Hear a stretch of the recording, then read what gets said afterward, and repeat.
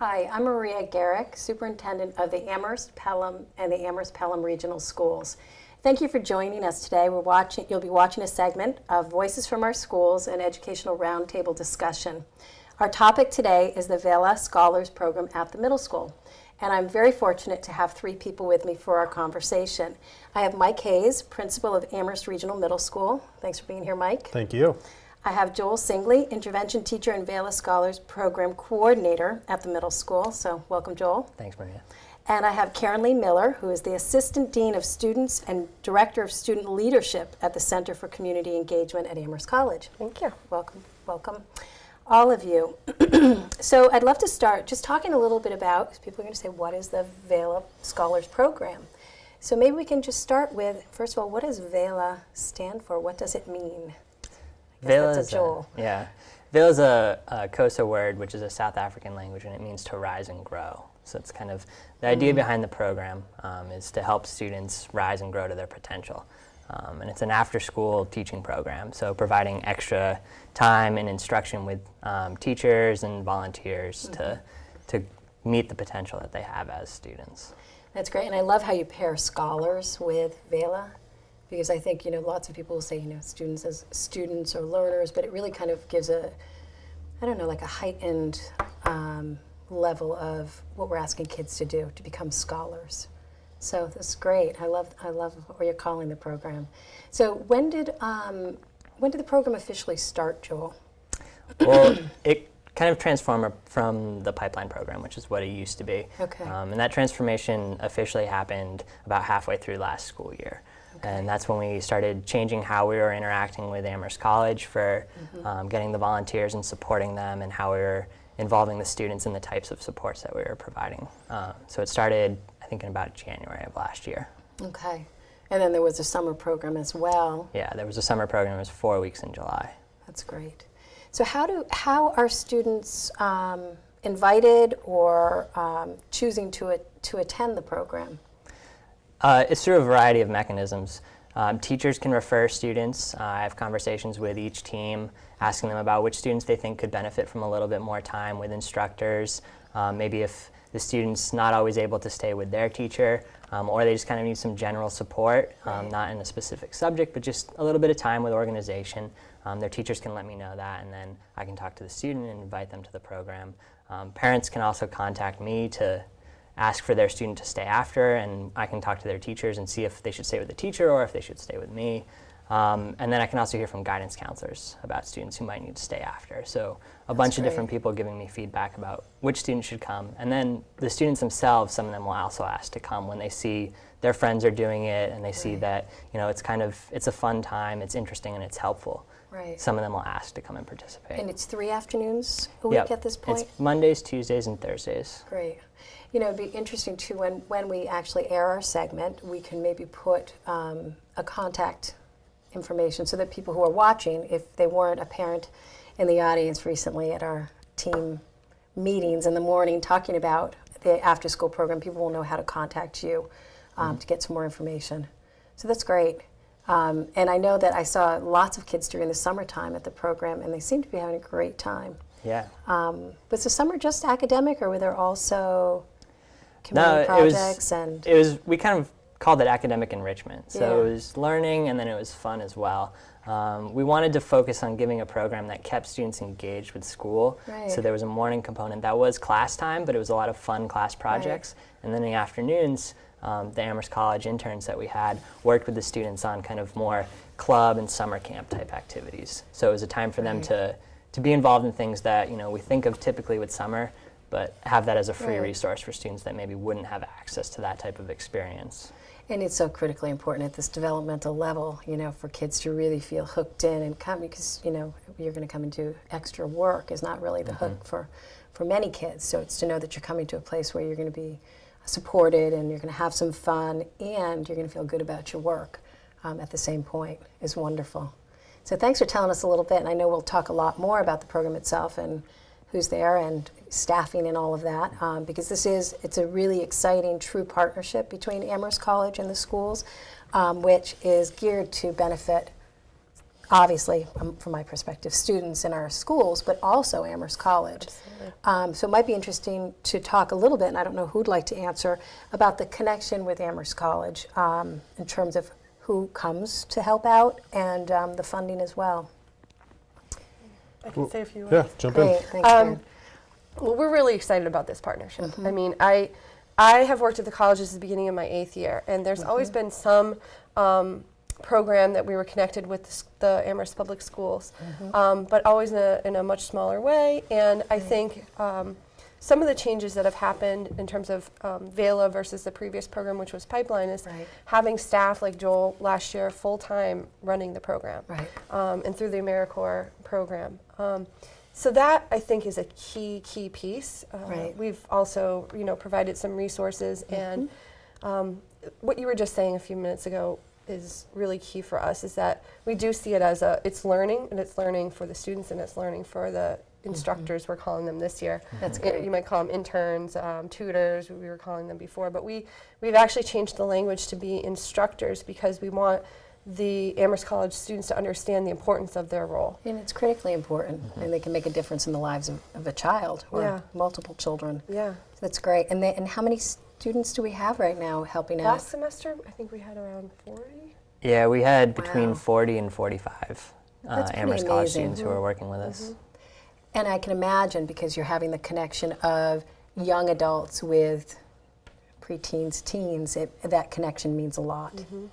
And I was wondering if you could also share the Amherst Middle School student numbers Oh, Yeah, that'd be great. around that. Thank you. During the year, last year, towards the end, we had about 70 to 80 students coming every week, and so they were coming That's on a rotating amazing. basis, so it wasn't that many on any given day, but we had about that many. And then during the summer, I believe we had 65 students who came regularly for all 4 weeks of the program. And those were incoming 7th grade and 8th grade students, so it was getting some students that we hadn't seen before involved in the middle school before the school year even started. Or the transition, I'm sure, makes a huge difference for students. And so that if you think about staffing, I mean, we have professional staff who are supporting the instructors to work with students, but the staffing ratio must be. Yeah, we shoot Close for to- about 1 to 2, 1 to 3. that's On some great. days we can get to 1 to 1, which is really good. But the 1 to 2, 1 to 3 works really well because it allows the students some time to socialize and be Sure. with some friends as they're getting their work done. So it's a pretty relaxed and positive environment with that ratio. That's great. And Mike, I don't know if you want to talk a bit, which I think would be great for the audience and for the community to hear, about the thought process that went into strengthening a partnership, a program, and what is the philosophy and what is the need that this program meets, would be great.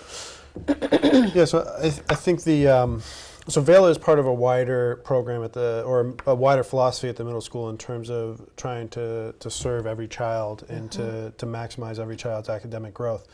So over the years in the middle school, we've done a lot to strengthen our curriculum and really strengthening our departments and their work together on the curriculum and instruction inside the classroom. And the thing that we know is that within the 52 minutes they see them 4 days a week, that some students are going to need additional support beyond that time. And we also come from the belief that we want every child, you can see it we have a new mission vision statement that says we want every child to working at or above grade level relative to the Massachusetts standards, which are the the strongest standards in the nation. So we're really trying to hit a high level, and we really want to get every single child there. That's our commitment. So we have a variety of things that we put in place. We start a new program during the day, which is our academic study, which every child takes, and that provides an additional time within the regular school day that every child can get some support or enrichment on whatever they need, whatever it is within the 4 core, and that's taught by their team teachers. So that's a first level of intervention that every single child gets. So as we think about what our program is for the school, we think about what do all kids get, what do some kids get, and what do a few kids get. And so really Vela fits into what do some kids get. And so what we started with is that we know we don't have enough hours in the day. Right. Right, so Right, we clearly. have students that our school day ends at 2:20, and we send them home with a lot of expectations on homework and things like that. And for a lot of our students, they have the supports at home, whether it's to if they're struggling with something, to bring them up to speed, or if they're ready to fly with something, to do honors level work, to get the support to get pushed off. And one of the things that I'm trying to change in how we talk about support is not just about, I think the standard old definition of support is who are the kids that are really struggling, and let's give them a whole bunch of fractions again. But I really want to think about support is about every single child and what do they need in that moment to push them farther, to maximize academic growth, right? So for them to get above that bar of kind of that minimum expectations of working at grade level, that's not enough. We want to think about beyond. So we know we don't have enough time in the day. We send students home, and in this day and age, and if you look in the community in Amherst, not every child has the same level of resources at home to support them in pushing their academic growth. The model that I like to think about is the kitchen table, and all of us that sit here, and, I love that picture. and a lot of us in the Amherst community who have gotten into academia, or we have, we've gone to college and all those different things. We've always had people in our lives that have been supporting us. And so I think about when I went home, I had, I was fortunate to be raised in a situation where my parents were able to really provide that support. They were able to monitor how I was doing and really push me. And the reality is not every family can have that. Right. And so what I talk about is we're trying to recreate the kitchen table. Through this after-school program. So that's kind of early last year. That was the model that I wanted to bring to it. And then in the fall last year, you said that you had some extra money to provide after school, because I know the middle school has kind of been the gap. Elementary schools were getting their after schools going. The high school got their 21st century the 21st century grant, which gave them a ability to start a strong after-school program. We really didn't have that.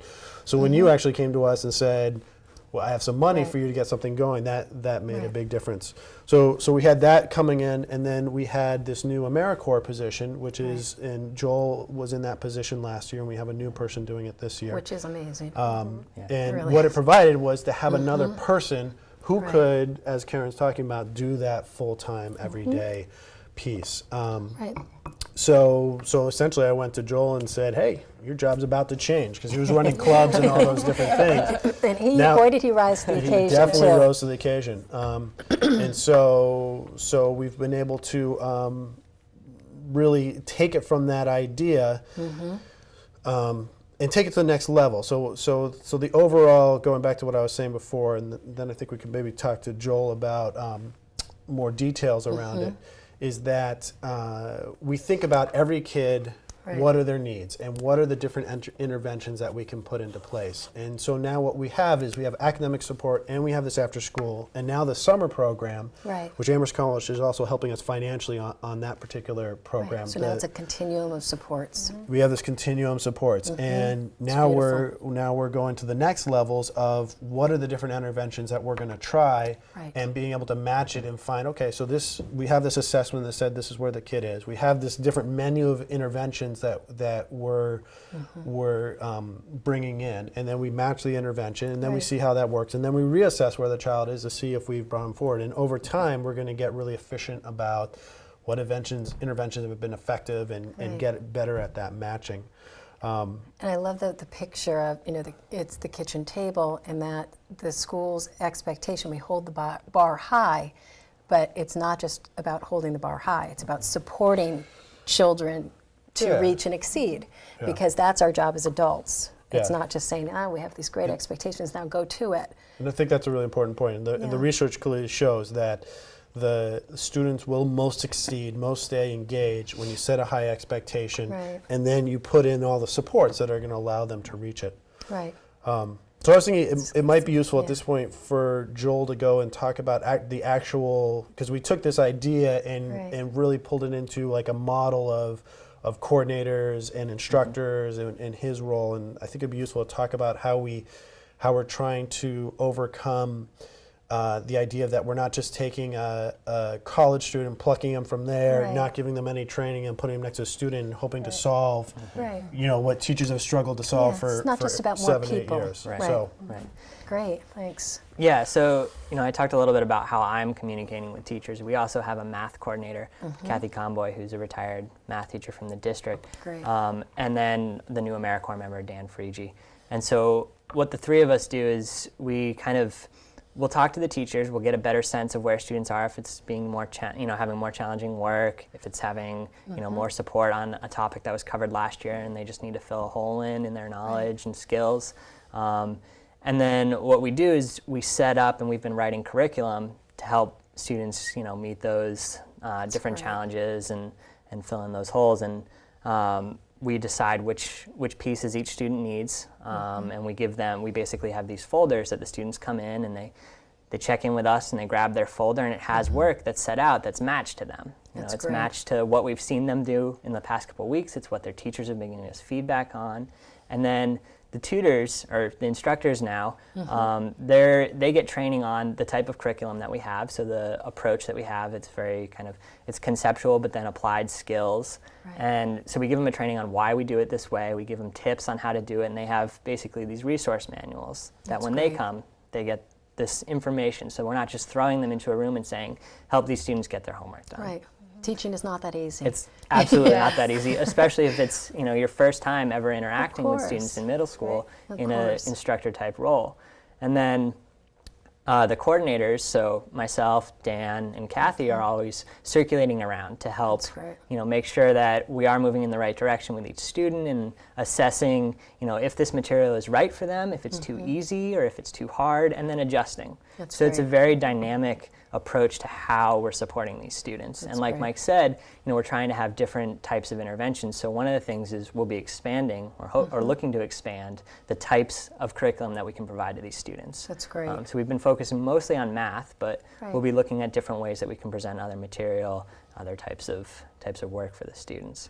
That's and then, great. so at the end of the program, the students give all their folders back. We look through, we review what's going on. This year we'll be spending at least half an hour talking with the instructors, debriefing, and then going over extra training, so different teaching practices that are useful, or, this scenario came up.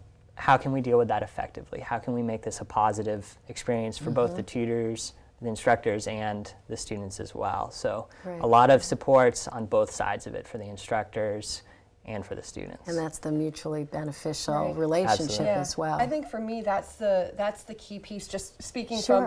from we're also in the job of education, educating students, Right. and so for Highlight. me that's just the golden ticket. It's students learning outside the classroom. There's Right. lots of places where our students can go and be a tutor. There's more than enough need for Right. that everywhere.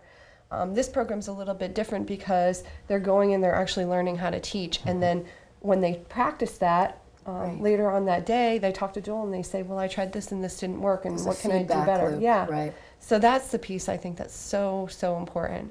And then that they can be part of this program throughout the whole year. So they could say they got Right. involved in That's the fall beautiful. and they liked doing the work. They could stay in the summer and spend their summer living on campus and working in the program. And we had, I think, 9 students that did that this summer, and they were just an amazing great. team. So I had the pleasure of being able to go visit the program during the summer and see what was going on, and it was a great dynamic. Well, I have to just say, from the perspective of, kind of sitting on the edge of saying, there's some funding. We had a program and it was successful, and now where do we want this program to evolve, and how to make it happen? Watching the three of you kind of take this and create it is unbelievably rewarding, because it's not just like an after-school program. And I know that, not to simplify after-school programs, but it is really so much more targeted around making a difference for children. And so watching it from, in 1 year's time, less than 1 year's time, 6 months' time, it's pretty amazing. It's pretty amazing. Yeah, I think just to add to that, So first of all, now we're starting up right now. Joel was just telling me we had how many kids coming yesterday? Yeah, we're not starting till tomorrow officially, but yesterday I had 12 students just show up in the library. Hey, Mr. Singley, we're staying and doing our work with you. So talking about a mark of success. For middle school students. Yeah, where they're That's feeling beautiful. like, wow, this is a resource that's helping me, and I'm willing to great. put my time into it. They're So invested. we're starting up at the beginning of the year, and this is one of our challenges. 2-year school, half our kids are new. We're trying to get to know them Right. and to figure out what kids are bringing in. But the fact we already have it started, we're That's starting to great. ramp it up. We've been talking to parents, so I think that's a really important point. And then I think it's really important for the community to know that this has got to be the most cost-effective thing we've ever done. Oh, it really because is. if you think about it now, I know. in our appropriations budget, we've put for our entire after school, we have $50,000. Right. So if you think about the budget for the middle school, we have about a $3 million budget, I think it is, for just running the middle school, and we're spending $50,000, which extends our day by an hour and a half, and we have 20% of our kids working in there, and that's such a credit to the affiliation with Amherst College It and really the is. fact that we have community that's willing to step up to support us and to help us out. I mean, I can't be more thankful that I know. Amherst College is willing I to know. do that. And We're thankful, very thankful for this opportunity for our students Right. to learn. Yeah. So, I mean, in That's every what's way, great. we keep saying, oh, I'm so glad, thank you Yeah. for this opportunity. No, and- but it really but has it made is a really like, difference. it's sort of the essence of a win-win partnership. yeah. And then just to please. finish the financial piece, I'm the numbers guy, so I'm always interested. As you think about a summer program is because Amherst College was willing to pay for their interns and then also gave us some financial support. We only used $10,000 from appropriations. So if you think about how and that's all the public's money, and we spent only $10,000, and we had 65 kids for 4 weeks. And the piece I want for all day. And they got to- lunch And and lunch. transportation to events. And, transportation. Yeah. It was free for all of them. And and when you think about, I always try to think about, do we know if programs are effective? And we want to start from a foundation of research. So one of the things we're doing is really testing what's effective, what's not when we talk about interventions. But also the research is so clear to show that students, when they spend 8 weeks at home over summer, they fall back. Of course. And once again, when you Everyone talk about regresses. equity issues, the kids that are able to go to camps and they do all these different Exactly. things, and they go family vacations, and parents are able to provide that, families are able to do that. Those kids don't fall back at all during those times. And this is what this is doing, is providing for another 65 students for half the summer Exactly. to keep their brains in the game. And that's why one of the things we talked about is that we want it to be an academic camp. We didn't want it to be, like a summer school punishment. We wanted it to be, we're going to keep you going with thinking about filling holes and da-da-da-da-da, but we're also going to change it up from what the regular school day is and try to keep Exactly. it entertaining. The Which is teachers, not always easy with our middle schools. I mean, you were there every day, and I only got to go a little bit, but I felt like great credit goes to the teachers in that program because they were so creative in the 2 classrooms that I got to go into. One was teaching math through understanding and comparing the cost of different cars, different models of cars you might want to get, and the mileage and the insurance and all that. It's middle school teachers. Oh, it's like, It's I truly mean, I thought amazing, if isn't someone it? taught me that, I think I would have enjoyed math more. I'm sure you would have. You should visit the applying program it. more often, Yeah. so we may just have a new appreciation. Yeah. And it is, we can say that it's the partnership, but it's the people who make the partnership, because to have people who really hold the program, take it seriously, and go the distance, because again, you can put in place.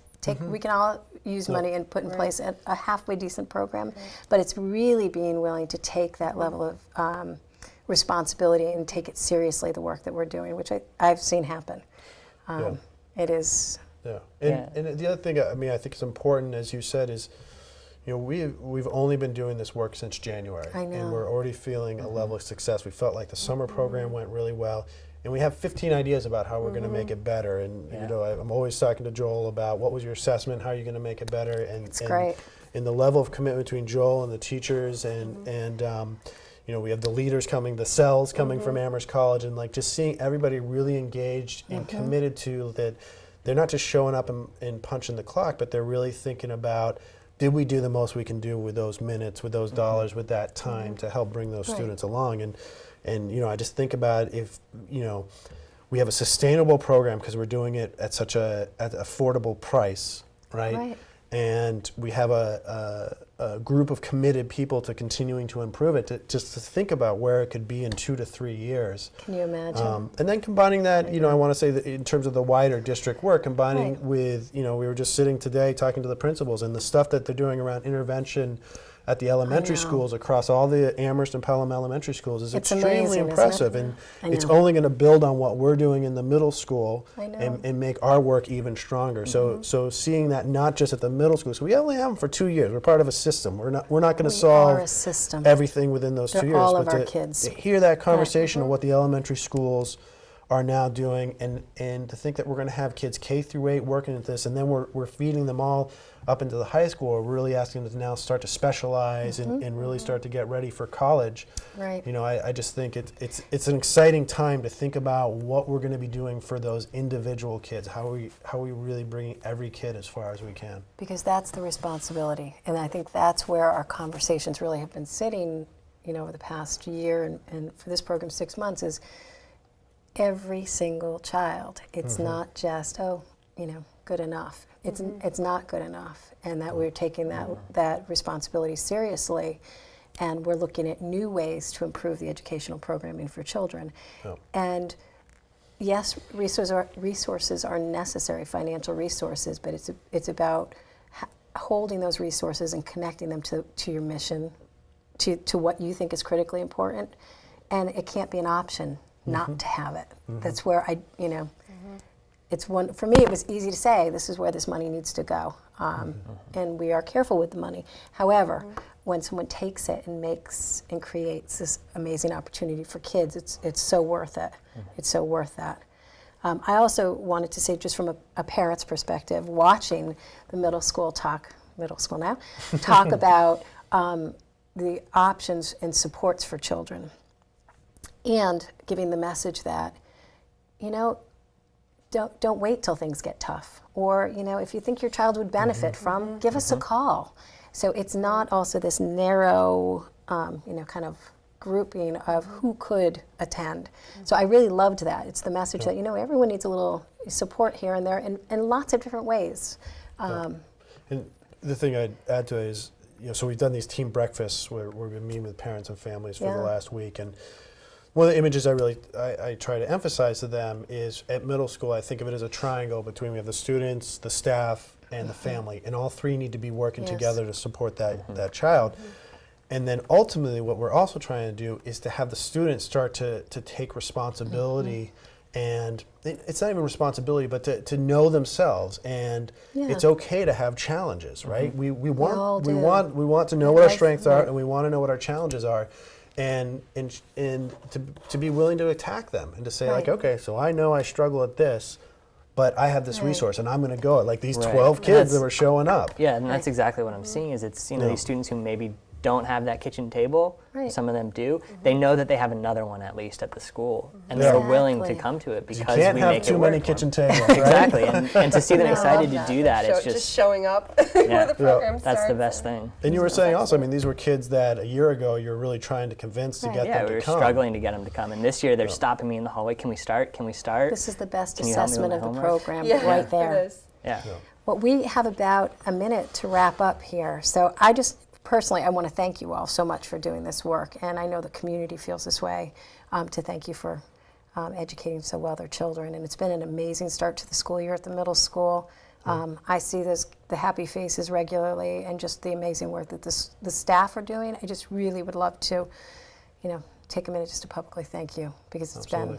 Thank you. Thanks for having me. And it's going to be an amazing year. Yeah. And I'd just like to add in also, Joel and Karen Yes. have really run with this. Joel, particularly on the student Yes. end, and Karen supporting from the Amherst College. And I want to thank you for giving us that push last fall with some money. And the other person is Karen's boss, Molly Mead, who's the director of CCE at Amherst College, and that she's really been behind the scenes as well, really supporting us, and it's generated excitement, just all these different people. And so we're feeling really good about where we are and where we're going to go. So I also want to mention that, prior to the Vela Scholars Program was the Pipeline Program, Yes. and lots of people worked really Oh, hard on absolutely. that program. There's Absolutely. lots of things that were great successes about it and lessons that we learned that we have definitely applied into this Absolutely. program. And so I just want to mention that there was something that existed and, To it build on. kind of was Yep. the foundation of this program. And that's what I love, that we had something that was beneficial and it was just tweaked or turned into something that made sense for this moment in time, Right. given Yep. the circumstance. So